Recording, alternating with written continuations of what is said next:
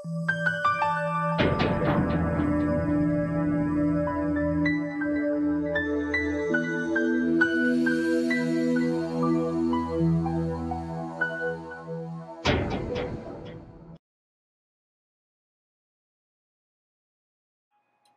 everybody, it's me, Jermaine, with The Simple Truth. I'm back with you. And today I want to come to you and I want to share with you why I and many others believe that Sunday is not God's day. Now I know that may be a surprise to many Christians out there because for many years we have been told that Sunday is the day that we are to worship Christ. Now let me rephrase that. Not worship Christ, but Sunday is the day of rest. It is the Sabbath of those that are calling themselves Christians. Well, since my awakening and enlightenment of understanding that God's people are Hebrew Israelites, it doesn't matter whether you were born as a Hebrew Israelite or you discovered or found the way of the Most High God, decided and committed to honoring God's laws, His statutes, and His commandments. And by keeping those commandments, the fourth commandment being to honor the Sabbath day and keep it holy. Well, what I want to share with you is a very, very strong point. And that strong point is not going to come from my opinion. It's not going to come from a doctrine. And it's not going to come from a theory. It is going to come from the Holy Bible itself. And a Holy Bible that is the King James Version of the Bible. Now, I know the Bible has been interpreted in many different ways. And because of that, many people question the validity of one over the other. Well, as far as I know, in my walk and in my spirit and in my understanding and the little bit of wisdom that I've been able to gain in the years that I've been on this earth, I truly believe that the King James Version of the Bible is the best interpretation in English of God's holy word. And with that, I'm going to take and show you directly from a Bible that a King James Version of the Bible, red lettered edition, that has in its concordance the direct definition that we need to hear, because it has not been altered or changed to meet and facilitate what people want to believe or want to think about God Himself and what His holy day is. So let me share that with you. So what I have here, ladies and gentlemen, if you can see this is the Holy Bible. I want to turn it here, and it is Holy Bible, and it is the King James Version. And if you can see that, let me bring it in. It says the red letter edition. Now, I'm going to take you into this book. And what I want to do when I take you into this book is I want to show you, first of all, the copyright date. It is very important that you understand that books that were made more recently have a tendency to formulate and mold to the way people think now and not the way the people of old thought. Now, is this undoubtedly the only reference that we could have? No, I'm not saying that.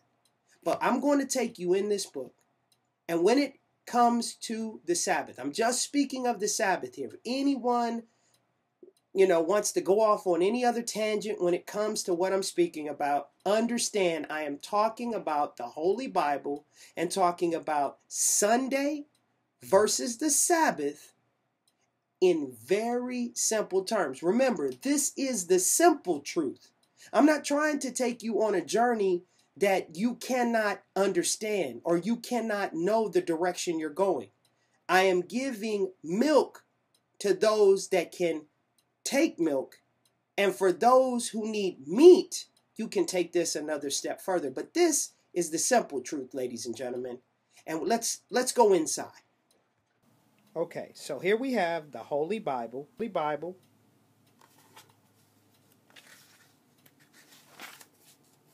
Talks about the books. The synopsis of the books of the Bible. Here's what I want to make a point of. I want you to take a look at this. The copyright is,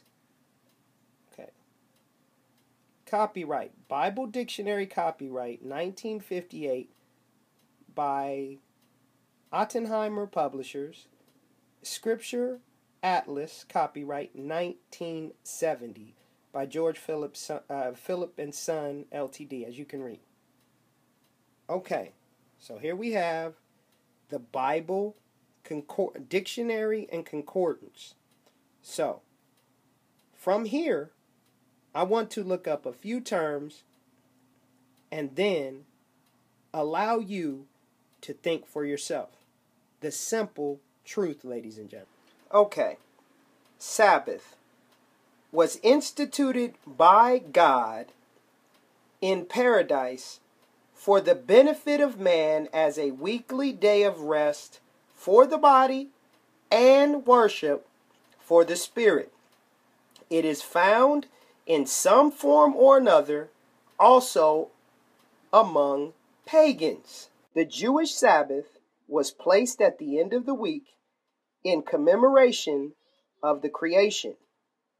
The word means rest, but the fourth commandment gives that rest a definite religious character, and subsequent legislation made the Jewish Sabbath a day of religious rites and practices. The Christian Sabbath takes the place of the Jewish, the difference that it is placed at the beginning of the week in commemoration of the resurrection of Christ. It is therefore called the Lord's Day, Revelation 1 and 10. The word Sunday means the day of the sun and is of heathen origin, but is now used to denote the Christian Sabbath.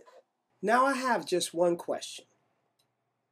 If God himself, the Most High God, made a day for his people, the people of his creation, to rest, spiritually and physically, what right at all did man have to change it? That's my simple truth. That's my simple question that I pose. And the reason why most people are confused on the matter. See, ladies and gentlemen, man does not have the right to undo something that God himself did. It doesn't matter what the reason is. It doesn't matter what they think or would like it to mean. If God put it in place, then man has no right to put it out of place. That is the simple truth, ladies and gentlemen, as it relates to the Sabbath versus Sunday. Did I give a lot of scripture to bombard you? No. I wanted to make it simple. This is a definition in the dictionary concordance of the Holy Bible, the King James Version of the Bible. But yet those words can be easily ignored, or they can be read but not paid attention to.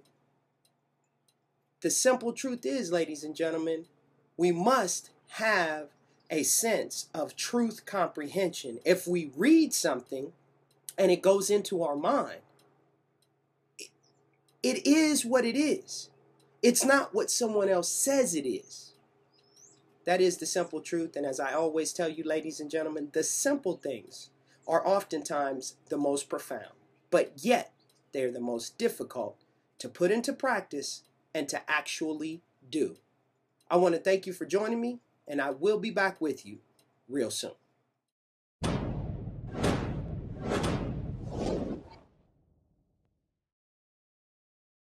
Uh-oh. Look at him looking.